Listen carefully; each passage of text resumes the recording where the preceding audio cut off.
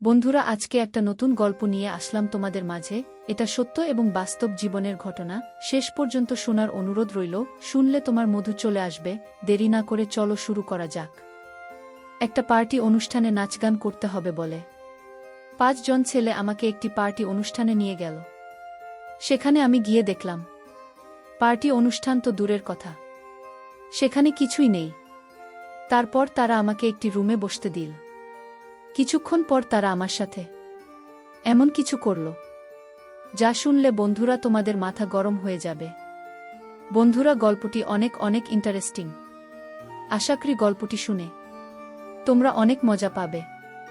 গল্পটি শোনার পূর্বে বন্ধুরা, তোমাদের আমার ছোট একটা অনুরোধ। তোমরা দয়া করে আমার চ্যানেলটিকে সাবস্ক্রাইব করে আমাকে সাপোর্ট করবে। হ্যালো বন্ধুরা, আমার নাম মনিকা, আর আমার বয়স তখন মাত্র 22 বছর। আমি গ্র্যাজুয়েশন করেছিলাম, কিন্তু আজকাল স্নাতক কিছুই নয়। বিয়ে করার পরও মানুষ ডিগ্রি হাতে নিয়ে রাস্তায় রাস্তায় ঘুরে বেড়ায়। এটা সঠিক ধারণা আমি তখনই বুঝতে পারি যখন আমি চাকরি খুঁজতে বের হলাম। প্রতিটি কোম্পানির সামনে তরুণ তরুণীদের একটা বিশাল লাইন। এমতাবস্থায় আমার মতো একটা মেয়ে কোথায় চাকরি পাবে, যার না আছে কোনো অভিজ্ঞতা, না আছে বড় কোনো ডিগ্রি? কিন্তু একটা চাকরি এই মুহূর্তে আমার খুব প্রয়োজন ছিল, কারণ বাবার মৃত্যুতে আমাদের শিরদাঁড়া ভেঙে গিয়েছিল। বাড়িতে বাবাই একমাত্র উপার্জনকারী ছিলেন, আর আমরা 3 বোন অবিবাহিত ছিলাম। আমার বড় বোন শিক্ষিত ছিল না, তাই রোজগারের দায়িত্ব আমার কাঁধে এসে পড়ে। আমি যখন বাড়ি থেকে বের হলাম, তখন আমি বুঝতে পারলাম বাইরের জগৎটা কত কঠিন। এখন বুঝতে পারলাম বাবা কত কষ্ট করে আমাদের মুখে খাবার তুলে দিতেন। বাবার প্রতি আমার সবসময় রাগ হতো যে তিনি আমাদের ইচ্ছা পূরণ করেন না। আমার আগে মন খারাপ হয়ে যেত, তবুও তিনি আমাকে খুব আদর করে বলতেন, মা, চিন্তা করিস না, একদিন তোর ভাগ্য ফিরবে। কিন্তু সেদিন আর এল না। একদিন বাবা ঘুমের মধ্যে মারা গেলেন। যখন সকালে আমরা বুঝতে পারলাম যে বাবা আর আমাদের মধ্যে নেই, তখন আমরা বুঝতে পেরেছিলাম যে বাবা আমাদের জন্য কতটা জরুরি ছিলেন। অন্তত তিনি আমাদের লোকের কুদৃষ্টি থেকে রক্ষা করতেন, আর খাবারের মতো মৌলিক জিনিস থেকে বঞ্চিত ছিলাম না। বাবার মৃত্যুর পর কয়েকদিন পর্যন্ত আমাদের প্রতিবেশী ও পরিবারের সদস্যরা আমাদের সাহায্য করেছিল, কিন্তু ধীরে ধীরে সবাই যার যার জীবনে ব্যস্ত হয়ে পড়ল। আজকের যুগে খাওয়াতে পারে আমি চাকরির খোঁজে বাড়ি থেকে বেরোতে বাধ্য হয়েছিলাম, এবং আমি বুঝতে পেরেছিলাম যে বাইরের জগৎ নারীদের জন্য কতটা কঠিন। আমি কোনো কোম্পানিতে চাকরি পাইনি। প্রতিটি কোম্পানির বাইরে হাজার হাজার যুবক দাঁড়িয়ে আছে। তারপর আমি বাধ্য হয়ে একটি প্রাইভেট স্কুলে একটি চাকরির জন্য গেলাম। সেখানের অবস্থা আরও খারাপ। অর্ধেক দিনের বেশি কাজ করার পরিবর্তে মাসে মাত্র 6,000 টাকা পাওয়া যেত। সংসার খরচ এইসব টাকা লেগে যেত। এতেও স্কুলের মালিক আমাকে আমার অভিজ্ঞতার কথা জিজ্ঞেস করলে আমি চুপ হয়ে যেতাম, অনেক খোঁজাখুঁজি করেও। তারপর একদিন হঠাৎ স্কুলের মালিক আমাকে চাকরি থেকে বের করে দেয়। এখন আমি কি করব বুঝে উঠতে পারছি না। অনেক খোঁজাখুঁজি করেও কোনো কাজ পাচ্ছিলাম না। অনেক খোঁজাখুঁজির পর আমার এক বন্ধুর ভাইয়ের মাধ্যমে আমি একটি পিৎজা হাউসে ওয়েটারের চাকরি পাই, যেখানে সারাক্ষণ পুরুষ মানুষের ভিড় লেগেই থাকত। সেখানে তারা আমাকে একটা কালো রঙের কোট দেয়। প্রতিদিন সেটি পরে আমাকে ডিউটিতে যেতে হবে, যার উপরে পিৎজা হাউসের নাম লেখা ছিল। পরের দিন থেকেই আমাকে কাজের জন্য ডাকা হয়েছিল। পিৎজা হাউসের মালিক ওয়াটারের নামে একটি আধুনিক মেয়ে চেয়েছিলেন। মেয়েটিকে দেখতে যাতে অনেক সুন্দরী হয়, যার কাঁধে চোট চুল ছড়িয়ে থাকবে, এবং সে যেন অনেক মেকআপ করে ডাইনিং হলে দাঁড়িয়ে থাকে। তাদের সমস্ত শর্ত মেনে আমি ইউনিফর্মটি আমার ব্যাগে রেখে বাড়ি ফিরে এলাম।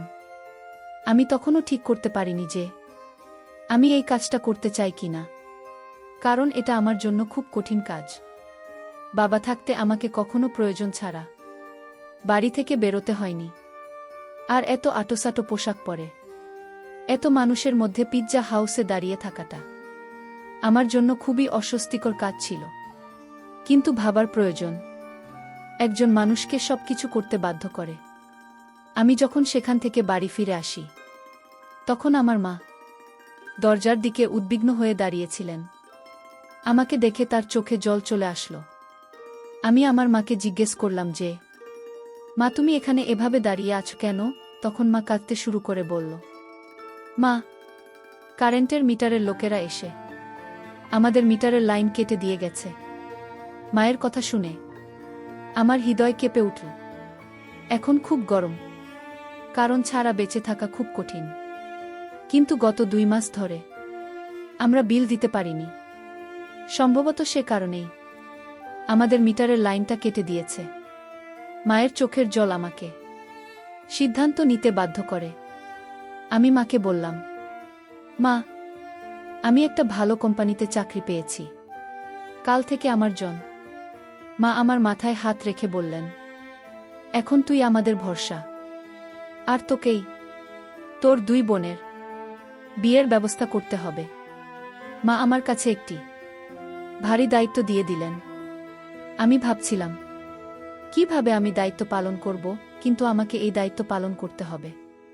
মা জিজ্ঞেস করেছিলেন আমি কোথায় চাকরি পেয়েছি, কিন্তু আমি তাকে বলতে চাইনি আমি কোথায় চাকরি পেয়েছি। তাই আমি মাকে বললাম যে আমি একটি বড় কোম্পানিতে একটি ভালো পোস্টে চাকরি পেয়েছি। আমার কাজের সময় ছিল বিকাল 3টা থেকে রাত 1-1টা পর্যন্ত। আমি অনেক কষ্টে মাকে এই কথাটা বলেছিলাম। আমার চাকরির সময় জেনে মা অবাক হয়ে আমার দিকে তাকিয়ে বললেন যে এটা কোনো কোম্পানি যেখানে বিকেল 3টায় তাকে কাজে ডাকে। আমি মিথ্যা বলেছিলাম যে এটা একটা মাল্টিন্যাশনাল কোম্পানি, এখানে 24 ঘন্টা কাজ চলে। এই সময়ে আমাদের টাকার এত প্রয়োজন ছিল যে তিনি আমাকে প্রশ্ন করার পরিবর্তে আমার মা আমাকে প্রচুর আশীর্বাদ করলেন। পরের দিন দুপুর 2টায় পিৎজা হাউসের জন্য বেরিয়ে পড়লাম। আমি কি জানতাম এখান থেকেই আমার ভাগ্য আমাকে কোথায় নিয়ে যাবে। পিৎজা হাউসে আসার পর ইউনিফর্ম চেঞ্জ করেছিলাম। ম্যানেজার আমাকে পিৎজা হাউসের দরজায় কাছেই দাস ঘুরিয়ে বললেন, আজ তোমার প্রথম দিন, তাই তুমি ভিতরে আসা যাওয়া সবাইকে সম্মানের সাথে স্বাগত জানাবে। তারপরে আমার দিকে তাকিয়ে সে রেগে বলল, এটা কি রকম হলো? তুমি মেকআপ করে আসলে না কেন? আমি বললাম, সরিষার। তারপর ম্যানেজার আমাকে বলল, তুমি 10 মিনিটের ভিতরে করে আসবে। যাও যাও, তাড়াতাড়ি যাও। ম্যানেজারের কথা শুনে আমি টেনশনে পড়ে গেলাম, কারণ আমার মেকআপ ছিল না। সেখানে উপস্থিত আরেকটি মেয়ে তার মেকআপ নিয়ে এসে আমার মুখে খুব দ্রুত মেকআপ করে দিল। এবং তারপরে আমি যখন আয়নায় নিজেকে দেখলাম, আমি অবাক হয়ে গেলাম। আমি জানতাম না যে আমি এত সুন্দর। আমার গায়ের রং ফর্সা, কিন্তু একটু মেকআপ করার পর আমি পুরোপুরি উজ্জ্বল হয়ে উঠলাম। আয়নায় নিজেকে দেখছিলাম। তখন মেয়েটি বলতে শুরু করল যে এই পিৎজা কোম্পানির মালিক তোমাকে শুধু তোমার সৌন্দর্যের জন্যই তোমাকে এখানে রেখেছে, নইলে কাজ করার জন্য তো অনেক লোক আছে। আমি তখন জানতে পারলাম যে আমি আমার যোগ্যতার জন্য নয়, আমার সৌন্দর্যের কারণেই কাজটি পেয়েছি। কাজের প্রথম দিনটি আমার জন্য খুব কষ্টের ছিল। আমি 3টা থেকে দরজায় দাঁড়িয়ে আছি। এখানে আসা নারী পুরুষদের স্বাগত জানাচ্ছি। মহিলাদের সংখ্যা খুবই কম, বেশিরভাগ পুরুষরাই এখানে আসত। শেষের দিকে আমার পায়ে খুব লাগছিল। তারপর প্রথম দিন ছুটি শেষে বাসে ধাক্কা খেতে খেতে রাত 1-2টার দিকে বাড়িতে পৌঁছালাম। মা জেগে আমার জন্য অপেক্ষা করছিল। আমি মায়ের সাথে বসে খাবার খেয়ে তাড়াতাড়ি বিছানায় শুয়ে পড়লাম। আমি বাবাকে খুব মিস করছি। একটু সামান্য বিষয় নিয়ে আমি বাবার সাথে রাগারাগি করতাম। তারপরেও বাবা মাকে সান্ত্বনা দেওয়ার চেষ্টা করত। রাতে খাওয়া দাওয়া করে আমি পায়ের ব্যথায় ছটফট করতে করতে বুঝতেই পারেনি কখন যে ঘুমিয়ে পড়েছি। পরের দিন আবার 2টার দিকে বাসা থেকে বের হলাম। আজ আমাকে দরজার কাছে দাঁড় না করিয়ে অর্ডার নেওয়ার কাজটি দেওয়া হয়েছিল। এই কাজটা আমার কাছে প্রথমে কিছুটা সহজ মনে হয়েছিল, কিন্তু কিছু সময় পর বুঝেছিলাম এই কাজটা মোটেও সহজ নয়। আমি যার কাছে অর্ডার নিতে যেতাম প্রায় পুরুষরাই আমার দিকে হা করে তাকিয়ে থাকত, আর আমাকে এটা সেটা জিজ্ঞেস করত আর হাসত, এবং জবাবে আমাকেও হাসতে হতো, কারণ এটাই এখানে কাজের নিয়ম। তারা ইচ্ছাকৃতভাবে অর্ডার দিতে অনেক সময় নিত। মাঝে মাঝে অর্ডার দেওয়ার সময় আমার এত কাছে আসত যে তখন আমার খুব খারাপ লাগত। এখন আমি ভালোই বুঝতে পারছি যে এই পিৎজা হাউসটি ওয়েটারের কারণে চলত, কারণ এখানে প্রায় সবগুলো ওয়েটার সুন্দরী সুন্দরী মেয়ে, যে কারণে এখানে বেশিরভাগ পুরুষই আসত শুধুমাত্র মেয়েদের জন্য। এভাবেই চলছিল আমার চাকরি। আমি সেখানে খুব ভালোই ছিলাম। এভাবে চলতে চলতে আমার চাকরির প্রায় 1 মাস হয়ে গেল। সেই 1 মাসে অনেক কিছু ঘটে যা আমার জন্য খুবই অদ্ভুত ছিল। পুরুষদের অর্ডার দেওয়ার অজুহাতে কাছে আসা এবং ডবল মিনিং যুক্ত শব্দ ব্যবহার করা। কিন্তু এই চাকরির সবচেয়ে ভালো জিনিস হল বেতন ছাড়াও এই 1 মাসে প্রচুর টিপসের টাকা জোগাড় হয়েছিল। সেই টাকায় আমি বিদ্যুতের বিল মেটাতে ব্যবহার করি। ধীরে ধীরে পিৎজা হাউসের পরিবেশে অভ্যস্ত হয়ে পড়ি চাকরি করতে করতে। এরই মাঝে আমি একটি অদ্ভুত ব্যাপার লক্ষ্য করতাম। প্রতিদিন সন্ধ্যায় 5 জন ছেলে পিৎজা খেতে আসত কোনার টেবিলে বসতে। সেই টেবিলটা ছিল আমার ভাগে। আমি প্রতিদিন তাদের কাছে অর্ডার নিতে যেতাম। তারা 5 জনই 20 থেকে 22 বছর বয়সী, যারা আমার দিকে গভীর দৃষ্টিতে তাকাত। আজও যখন আমি তাদের কাছে অর্ডার নিতে গেলাম, তাদের একজন জিজ্ঞেস করে, তুমি এখানে বাধ্য হয়ে কাজ করো তাই না? আমি হ্যাঁ বলে দিলাম। সে সাথে সাথে তার কার্ডটি বের করে আমার সামনে রেখে বলল, তোমাকে খুব ভদ্র মেয়ে বলে মনে হচ্ছে। যদি তোমার কোনো সাহায্যের প্রয়োজন হয় তবে দয়া করে আমাকে স্মরণ করিও। আশা করি উপকার পাবেন। আমি কিছু না ভেবেই কার্ডটি তুলে আমার কোটের পকেটে রাখলাম। আমি যখন কার্ডটি নিলাম, সে তখন একটা মুচকি হাসি দিল। আমি জানতাম না যে এই হাসির ভিতরে এক অদ্ভুত ব্যাপার লুকিয়ে আছে। এই হাসির ভিতরে আমার জীবনের সবচেয়ে কঠিন সময় আসবে। তারপর এভাবে বেশ কিছুদিন ছেলেগুলো আসতে থাকল। প্রতিদিন আমি তাদের অর্ডার নিতে যেতাম। তাদের একজন আমাকে মাঝে মাঝে বলতো, তুমি কত সুন্দর, সত্যিই তুমি একটি ভালো মেয়ে। একটু একটু করে কথা বলতে বলতে তাদের সাথে আমাদের বন্ধুত্বপূর্ণ সম্পর্ক হয়ে গেল। এভাবে দেখতে দেখতে 2য় মাসও পার হয়ে গেলাম। একদিন চাকুরি থেকে বাড়ি ফেরার পর মা আমাকে বলল যে, মা মনিকা, তোর বড় দিদির একটা ভালো সম্বন্ধ এসেছে। তারপর বড়দিকে দেখে অনেক পছন্দ করেছে, আর তারা তাড়াতাড়ি বিয়ের কাজটা সেরে ফেলতে চাচ্ছে। মায়ের কথা শুনে আমি টেনশনে পড়ে গেলাম, কারণ সবেমাত্র আমি বাড়ির খরচ বহন করেছি। বিয়ের দায়িত্বের কথা ভাবতেও পারিনি। মা বলতে শুরু করেন, মা মনিকা, তোর কোম্পানি থেকে লোন নিয়ে, অনেক বড় কোম্পানি, লাখ টাকা লোন পেলেও তোর দিদির বিয়ে ভালোভাবে হয়ে যাবে। আমার বড় দিদি 26 বছর বয়সী এবং মাতাকে নিয়ে খুব টেনশনে ছিলেন। এখন আমি কিভাবে মাকে বলব যে আমি পিৎজা হাউসে ছোট একটা চাকরি করি? আমি কিভাবে লাখ টাকা জোগাড় করব? তাই আমি মায়ের কথার কোনো রিপ্লাই দেয়নি। কিন্তু মায়ের চোখে আমার প্রতি আশার আলো স্পষ্ট দেখতে পাচ্ছিলাম। আমার মা নিশ্চিত ছিলেন যে আমি কোম্পানি থেকে লোন পাব। আর আমি ভাবছিলাম, আমার মিথ্যা আমাকে কিভাবে ফাঁসিয়ে দিয়েছে। পরের দিন আমি কাজের সময় সারাক্ষণ টেনশনে ছিলাম, যেটি আমার সাথে কাজ করা মেয়েটি লক্ষ্য করেছিল। সে আমাকে বলল, মনিকা, তোমার খুব মন খারাপ মনে হচ্ছে। তারপর আমি তাকে বলে দিলাম, পরে দীপা, আমার খুব মন খারাপ, কারণ মা বলেছে আমার বড় দিদির বিয়ে দিতে হবে, আর এর সমস্ত দায়ভার আমার উপর। কারণ আমার তো বাবা নেই, কোনো ভাইও নেই। কিন্তু আমার কাছে এত টাকা নেই। আমার কথা শুনে সে বলল, তাহলে এত খরচ করার কি দরকার, কোনোরকমভাবে বিয়ে দিয়ে দাও। ওর কথা শুনে আমি চিন্তায় পড়ে গেলাম। ও ঠিকই তো বলেছে, এত বড় করার কি দরকার। বাড়িতে এসে মাকে পরামর্শ দিলাম, দিদিকে সাধারণভাবে বিয়ে দিয়ে দাও। কিন্তু আমার কথা শুনে মা বলতে শুরু করলেন যে আমাদের অবস্থার কথা সবাই জানে না। ছেলের পরিবার আগে থেকেই যৌতুকের একটা লম্বা লিস্ট ধরিয়ে দিয়েছে। আর এখন যদি তোর দিদিকে খালি হাতে বিদায় দেয়, তাহলে ওর শ্বশুর বাড়ির লোকেরা সারা জীবন ওকে কথা শোনাতে থাকবে। মায়ের কথা শুনে আমি রেগে গিয়ে বললাম, দিদির এমন জায়গায় বিয়ে দেওয়ার কি দরকার। আমার কথা শুনে মা রেগে গিয়ে বললেন, অনেক কষ্টে একটা ভালো সম্বন্ধ এসেছে, তাতেও তুই দোষ খুঁজছিস।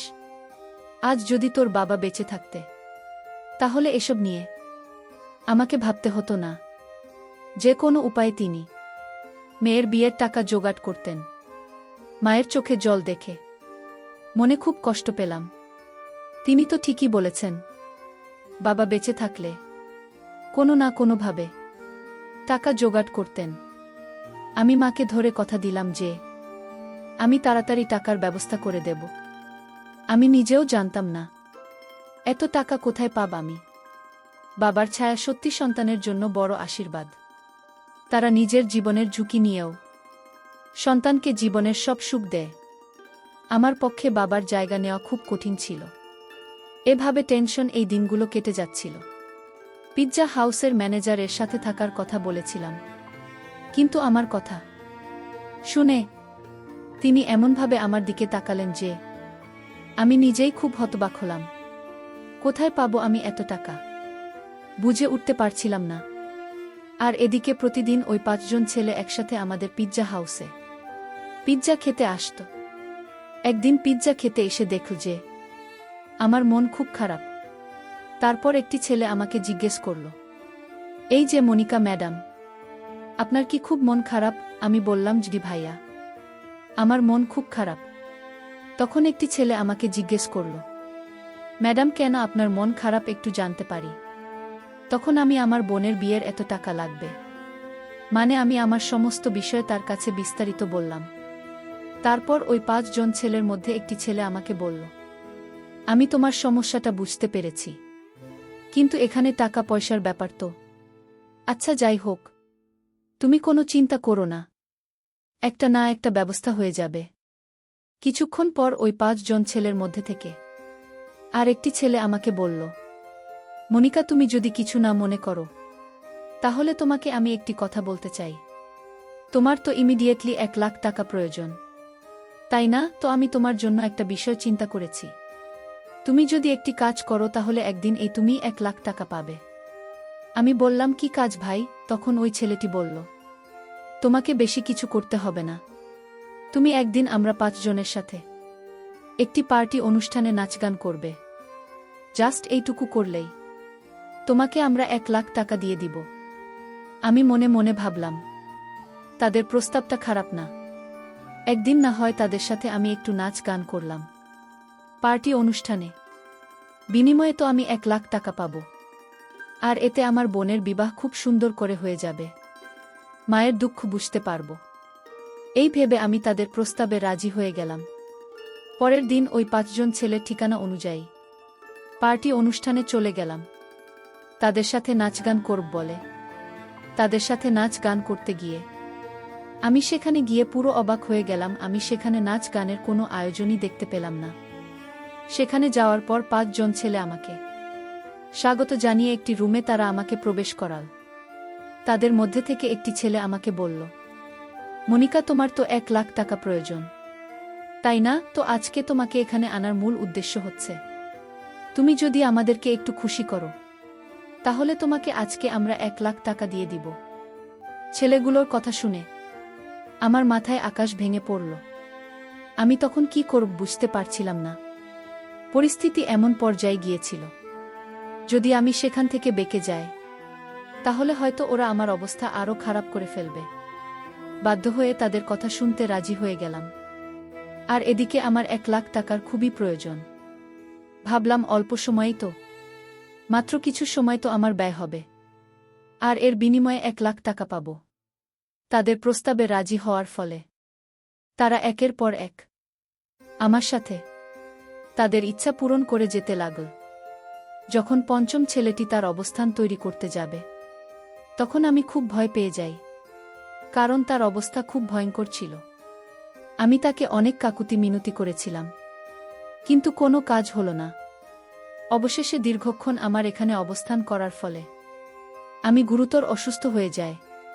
তারপর তারা আমাকে মেডিকেলে ভর্তি করে। মেডিকেলে ভর্তি অবস্থায় দীর্ঘ 1 মাস পর আমি সুস্থ হয়েছিলাম। আর ওই ছেলেগুলো এর বিনিময়ে আমাকে 1,00,000 টাকাও দিয়েছিল এবং সাথে টিপস হিসেবে 50,000 টাকা বোনাস দিয়েছিল। আমি এই সমস্ত টাকা মায়ের হাতে তুলে দিয়ে মায়ের দুঃখ মুছেছিলাম। আর এদিকে আমার বোনের বিয়েটা ধুমধাম করে হয়েছিল। আমার বোনের বিয়ের মধ্যে আমার জীবনের চিত্রটা বারবার আমি দেখতে পেয়েছিলাম। কত কষ্টের টাকা দিয়ে আমি আমার বোনের বিয়ে দিয়েছিলাম। বন্ধুরা, ঘটনাটি ছিল আমার জীবনের সবচেয়ে ভয়ঙ্কর একটা ঘটনা। টাকার জন্য অবশেষে আমার নিজেকে বিক্রি করতে হয়েছিল। পরিশেষে আমি তোমাদেরকে বন্ধুরা, টাকা এমন একটা জিনিস যা মানুষকে অমানুষে পরিণত করে। টাকার কারণে মানুষের সম্মান বাড়ে, আবার টাকার কারণে মানুষের সম্মান, ইজ্জত, এমনকি নিজেকেও অন্যের হাতে বিলিয়ে দিতে হয়। সবই নিয়তির খেলা। বন্ধুরা, গল্পটি তোমাদের কেমন লাগল অবশ্যই কমেন্ট করে জানাবেন। বন্ধুরা, আজকে এই পর্যন্তই। আবারও আসব তোমাদের মধ্যে নতুন কোনো গল্প নিয়ে। গল্পটি যদি তোমাদের ভালো লাগে তাহলে একটি লাইক দাও। প্রতিদিন আমি তোমাদেরকে এই রকম ইন্টারেস্টিং একটা করে নতুন গল্প উপহার দিব। তাই তোমাদেরকে অনুরোধ করে বলছি, তোমরা যদি এরকম ধরনের ইন্টারেস্টিং গল্প পেতে চাও তাহলে দয়া করে আমার চ্যানেলটি সাবস্ক্রাইব করো। অবশেষে তোমাদের সকলের সুস্বাস্থ্য কামনা করি। ভিডিওটি দেখার জন্য তোমাদের সকলকে অসংখ্য ধন্যবাদ।